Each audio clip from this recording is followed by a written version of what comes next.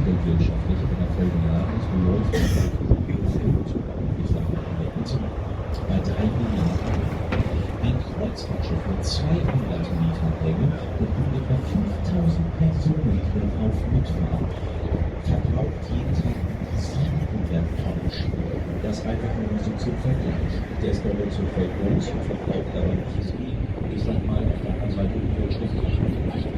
Heute sowas gar nicht mehr funktioniert. Wir Europäer, wir Deutschen, wir Japaner, das will ich mir irgendwie sie auch gar nicht mehr, ich sag mal, Urlaub funktionieren.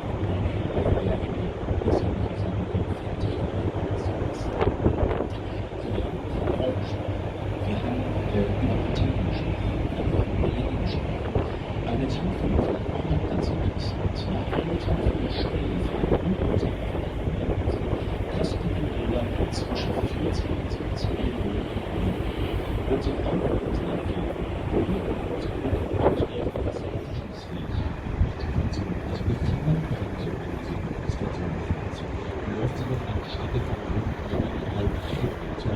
und diese auch nicht in 10 Minuten irgendwas fertig, sondern für 9,5 Kilometer. Dafür braucht ihr eine Stunde, bis er dann steht.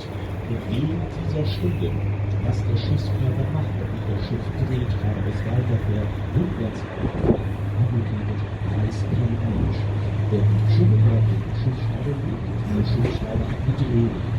Und sobald sie rückwärts kommt, verändert der Schiff die Richtung und der